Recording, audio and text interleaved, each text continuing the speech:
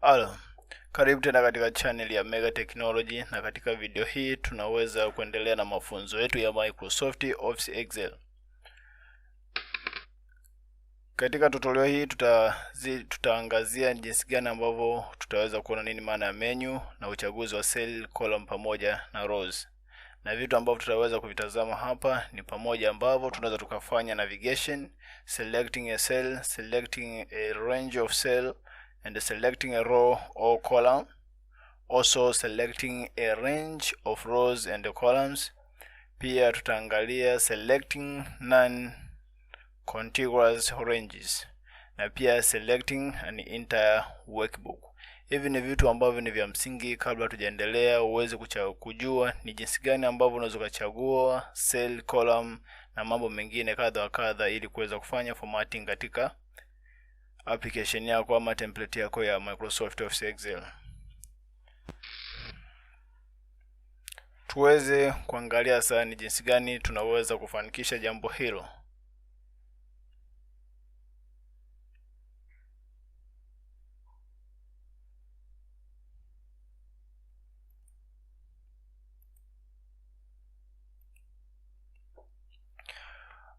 Baada ya kufungua application ya Microsoft Office Excel, tufanye jinsi gani ambavyo unaweza unafanya navigation kutoka katika tabu moja kwenda tabu nyingine. Kwa mfano hapa tuko katika tabu ambayo inaitwa Home. Ukihitaji kwenda katika tabu nyingine ambayo inaitwa Insert, utakutana kuna command zingine tofauti ndani ya tabu ambayo inaitwa Insert. Ukienda kwenye tabu nyingine utakutana na kuna command ama operation zingine mbalimbali. Kwa kila tabu unayoingia utakutana na commands za aina tofauti. Kwa kadri tunavyozidi kuendelea, tutaelewa ni jinsi gani unaweza ukatumia kila tabu ama kila command ambazo zinapatikana kwenye kila tabu. Sasa hapa kitu cha kwanza ambacho tutabidi tukiangalia kwa sasa ni jinsi gani ambavyo unaweza kufanya selection ya cell ama single cell. Kwa mfano hapa ukishakuwa katika worksheet yako na unahitaji kuchagua cell. Kwa mfano tulisema kwamba cell inakuwa ni intersection ya rows and columns, pale ambapo rows na columns zimekutana. Kwa mfano hapa nina column na hapa nina row. Hii column imeenda chini na inazidi kuendelea kulia. Lakini ukiangalia pale zilipokutana column hizi ni column na row hii ni hapa, ambapo hapa ndo tunaita ni cell. Kwa mfano ukiangalia hapa kuna column ambayo ni column A na column nyingine ambayo ni column namba 1 hapa, zimekutana hapa ili kutengeneza cell moja. Kwa vyote vitu ambavyo unabonyeza, kwa mfano ukibonyeza hapa utaangalia utaona kuna duara la pembe 4, ambapo pembe 4 hilo inamaanisha kwamba iliyochaguliwa hiyo ni cell. Kwa mfano ukihitaji kuingiza information katika cell hii hapa, utabonyeza tu kwenye kasa yako, kwenye mouse yako. Ukishabonyeza basi utakuwa umeichagua cell hiyo. Na ili kujua jina la cell uliyoichagua, tunaenda katika name box. Kwenye name box utakuja kukuta cell reference, cell address yako imeshaandikwa hapa. Kwa hiyo nikibonyeza K, utaona tayari hapa kuna kwenye name box tayari kuna cell address imeshaandikwa hapa, ambayo tunaita cell reference. Kwa kadri unavyozidi kubonyeza katika seli mbalimbali, jina la cell hiyo itakuwa imeandikwa hapa, kwa tafsiri ya kwamba column H na row namba 11 baada ya kukutana ndio zimeunda cell hiyo ambayo inaitwa H11. Kwa hivyo ndivyo unavyoweza kuchagua cell. Na kwa mfano huhitaji kutumia mouse yako kumove kutoka kwenye cell moja kwenda cell nyingine. Kama hauhitaji kutumia mouse, unaweza kutumia arrow keys kwenye keyboard yako. Kuna button kwenye keyboard ambazo zimekaa kama alama ya mshale ambazo tunaziita direction keys. Kwa hiyo ukibonyeza kwenye direction key, ukihitaji kwenda kulia basi utabonyeza arrow ama mshale wa kulia, itakupeleka kulia, na ukitaka kushuka chini basi utabonyeza mshale uliotazama chini. Kwa hivyo kadri unavyozidi kumove kutoka kwenye cell moja kwenda cell nyingine, ndivyo hata jina la cell ama cell address inaweza kubadilika kama jinsi inavyoonekana hapa. Kwa mfano nikibonyeza kwenye cell hii hapa, utaona hapo umeambiwa ni M6, kwamba column M na row namba 6 zimeweza kukutana kuunda cell iliyochaguliwa. Kwa active cell, tunapoongelea pia active cell ni cell ambayo imechaguliwa na ipo tayari kwa ajili ya kuingiziwa taarifa yoyote ile. Kwa mfano, kwenye cell uliyochagua na ukaiona tayari imeshawekewa cell address yake katika name box, basi tafsiri yake kwamba ile inakuwa ni active cell na cell hiyo inakuwa tayari kwa ajili ya kupokea data yoyote ile ambayo unahitaji kuingiza katika cell hiyo. Hivyo tu ndivyo ambavyo unaweza kuchagua single cell katika Microsoft Office Excel. Kwa upande mwingine sasa, unahitaji kuchagua multiple cells, yani seli nyingi kwa wakati mmoja, ama tunasema kwamba unahitaji kuchagua cell range kutoka seli moja mpaka nyingine.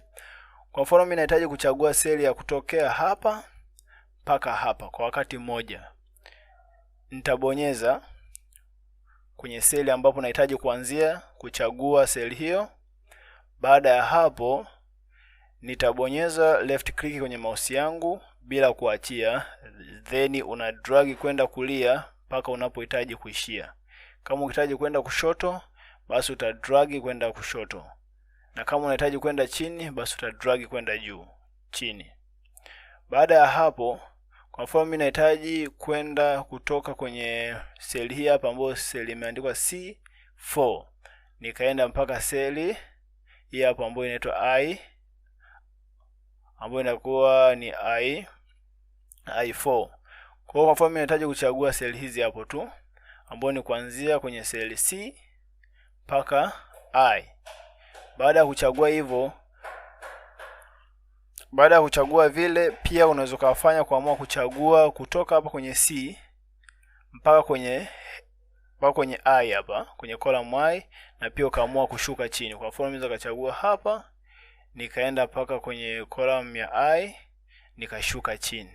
Kwa hiyo utafanya hivyo kwa kubonyeza left click bila kuachia, na ukachagua seli zozote zile ambazo unazihitaji. Kwa unataka kuchagua kutoka sehemu moja kwenda sehemu nyingine. Kwa hivyo ndivyo ambavyo unaweza kufanya uchaguzi wa cell range. Lakini japo umechagua seli nyingi, na ukiangalia hii boda yangu, kuna duara ambalo ni kubwa ambalo limezunguka seli hizi zote. Lakini ukiangalia kwenye name box utaona kuna cell address ambayo ni seli ambayo ni C4 ambayo ni seli hii hapa. Kwa hiyo ukiwa umechagua multiple ili kugundua kabisa kwamba katika hizo multiple seli ambayo ipo active ni seli gani, utakuja kukutana kwamba ni seli ambayo haina kivuli ndani yake. Kwa mfano ukiangalia seli ambazo nimechagua zote zimetiwa kivuli, lakini seli ambayo ipo active baada ya kufanya selection ama cell range haijawekewa kivuli chochote, ndio kama inavyoonekana hapa. Kwa hivyo ndivyo ambavyo unaweza kugundua kwamba cell ambayo ipo active katika multiple cells ambazo zimeweza kuchaguliwa ni ipi. Baada ya hapo tuone pia, je, ni jinsi gani ambavyo unaweza kuchagua row ama column. Unapochagua row ama column, kwa mfano mimi nahitaji kuchagua column H hapa yote nzima. Ili kuchagua column hii yote nzima, utaleta kasa yako, utaisogeza paka kwenye hiyo herufi ama column ambapo unahitaji kuchagua. Ukishachagua, hakikisha kasa yako imebadilika, imeenda katika shape hiyo kama jinsi inavyoonekana, ni arrow nyeusi ambayo inatazama chini. Kwa hiyo ukibonyeza mara moja hapo utaona column yote imeweza kuchaguliwa. Na baada ya hivyo tena, kwa mfano hasa hapa, na pia ukihitaji labda uchagua tena column nyingine labda K, utaleta kasa yako na hakikisha imebadilika, imeenda katika shape hiyo kama jinsi inavyoonekana, ambayo ni arrow nyeusi iliyotazama chini. Kwa hiyo ukibonyeza mara moja hapo, tayari utaona umechagua column nzima. Kwa hiyo ukizidi hata kushuka chini, utaona hiyo column bado imechaguliwa column nzima mpaka kufikia chini mpaka row ya mwisho, utakuta column hiyo imeweza kuchaguliwa. Kwa hivyo ndivyo ambavyo unaweza kuchagua column. Na kama je unahitaji kuchagua row, na row ndio hizo kwa ambazo zimepewa namba. Kama ukihitaji kuchagua row, basi utaangalia je unahitaji kuchagua row namba ngapi. Kwa mfano mimi nahitaji kuchagua row namba 8. Kwa nitaleta kasa yangu, nitakipaka nihakikishe kwamba kasa ama ile pointer imebadilika, imeenda katika shape ya arrow, ambayo arrow hiyo imetazama kulia. Kwa kisha kuwa kasa yako ama pointer yako ishabadilika kwenda katika umbile lile, basi utaweza kubonyeza mara moja na row nzima itaweza kuchaguliwa kama jinsi inavyoonekana hapo. Kwa hivyo ndivyo ambavyo unaweza kuchagua single row na single column. Tuseme muda mwingine unahitaji kuchagua range of columns ama rows. Yaani unahitaji kuchagua, labda unahitaji aza kuzifuta, kama sio kuzifuta labda unahitaji row fulani uziformat, uziwekee format yake tofauti.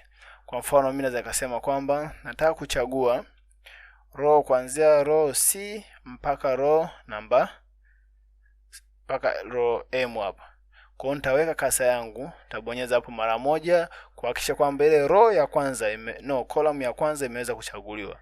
Baada ya kuhakikisha kwamba column ya kwanza imeweza kuchaguliwa, utabonyeza left click pasina kuachia, then utadrag kwenda mpaka kwenye column utakayokuwa unahitaji kuchagua.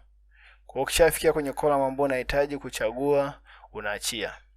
Ukishaachia hapo tayari shakwambia kwamba tayari hapo umeshachagua column C D E F G H I J K L M. Kwa hizi columns zilizochaguliwa kwa mtindo huo unaweza kuzifanyia formatting yoyote ile. Kwa mfano nikihitaji labda kuzifuta zote, nitaweka kasa yangu hapa, nita right click, nitakuja ku delete.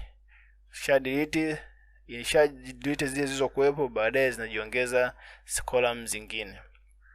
Kwa hivyo ndivyo ambavyo unaweza kufanya selection ya column zaidi ya moja. Na unapokuwa unahitaji kuchagua rows zaidi ya moja, kwa mfano unahitaji kuchagua row namba 4 mpaka row namba 15. Kwa utaweka kasa yako hapa kwa kuhakikisha kwamba tayari row namba 1 imechaguliwa. Baada hapo, ikiwa kasa yako ama pointer yako ipo katika alama ya mshale uliotazama kulia, utabonyeza left click bila kuachia, then una drag kuelekea paka kwenye row number unayohitaji kuchagua. Kwa ukishafikia hapo, row ulizozichagua unaweza kuziformat kwa jinsi unavyohitaji wewe mwenyewe. Kwa mfano hapo unaweza kusema format cell ama tutie rangi yoyote ile. Kwa mfano hapo rows zote ambazo nimezichagua kwa wakati mmoja nimeziwekea background ambayo background hiyo ya rangi hii hapo. Kwa hivyo ndivyo ambavyo unaweza kufanya kuchagua rows zaidi ya moja. Na hivyo pia tuangalie sasa ni jinsi gani ambavyo tunaweza kufanya selection ya non-contiguous ranges. Non-contiguous ranges, kwa mfano mimi nahitaji kuchagua seli hii hapa na seli hii hapa. Kuchagua seli hii hapa bila kuathiri hapa, nije nichague seli nyingine hapa. Penyewe hapo utafanya nini? Ili kufanikisha jambo hilo, utabonyeza kwenye seli ya kwanza. Ukishabonyeza seli ya kwanza, unabonyeza control key kwenye keyboard yako. Ukishabonyeza control key usiachie.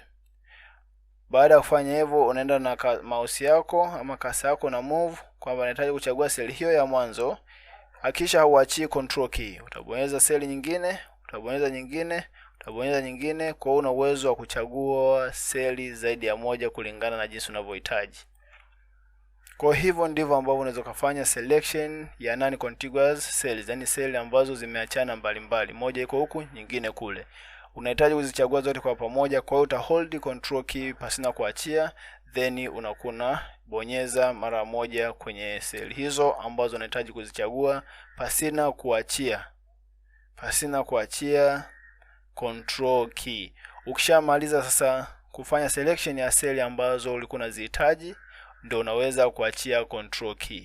Ukishaachia hapo, basi ukisema kuchagua seli nyingine ikiwa umeshaachia control key, ukibonyeza utaona zile zingine ulizozichagua zote zimeondoka, ni kwa sababu umeachia control key. Kwa vile vile unapokuwa unahitaji kuchagua column zaidi ya moja. Unapohitaji kuchagua column zaidi ya moja, unaweza kusema nahitaji column I. Utabaza kuchagua column I, utabonyeza control, utakuja nataka na column A, M, P, S na kadhalika.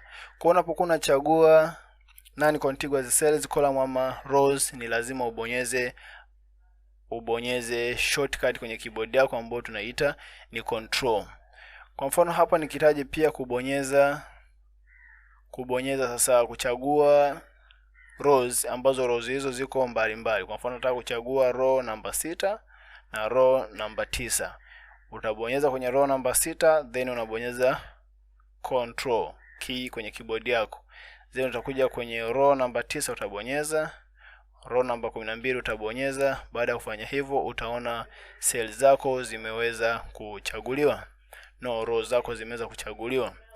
Baada ya kufanya vile, baada ya kufanya uchaguzi wa rows, je, kama unahitaji kuchagua column moja na row moja kwa wakati mmoja utafanya nini? Utabonyeza kwenye column unayohitaji kuichagua, then unabonyeza control. Kisha bonyeza control, unakuja unachagua, unabonyeza na kwenye row unayohitaji kuichagua kwa muda huo huo. Kisha bonyeza, utaona umeweza kuchagua column na row kwa wakati mmoja. Kwa hivyo ndivyo ambavyo unaweza kufanya selection ya cells na columns katika Microsoft Office Excel. Hasa muda mwingine unaweza kufanya maamuzi ya kwamba mimi nahitaji kuchagua workbook nzima. Yaani worksheet nzima, ni cells zote katika worksheet unataka kuchagua, columns, worksheet zote unataka kuzichagua kwa wakati mmoja. Ili kuweza kufanikisha hilo unafanya hiki kifuatacho. Utaenda kwenye hii alama hapa kama jinsi inavyoonekana, na utahakikisha pointer yako inabadilika, mpaka hakikisha pointer yako inabadilika kwenda katika alama ama symbol ya alama ya kujumlisha kama jinsi inavyoonekana hivyo, alama ya kujumlisha ambayo ni nyeupe. Baada ya kufikia hapo ndipo unaweza ukabonyeza mara moja. Ukishabonyeza mara moja utaona worksheet nzima imeweza kuchaguliwa, rows na columns zote zimeweza kuchaguliwa pamoja na cells zake zote kwa wakati mmoja. Kwa hivyo ndivyo unaweza kufanya kuchagua cell moja ama column ama rows, na pia kuweza kuchagua worksheet nzima. Kwa kufanya hivyo kwa swala la worksheet au mambo ya selection ya cells, columns, rows pamoja na worksheet, sitokuwa na la ziada. Usisahau kusubscribe ili uweze kupata update kila tunapokuwa tunaweka kozi mpya katika channel yetu. Asanteni.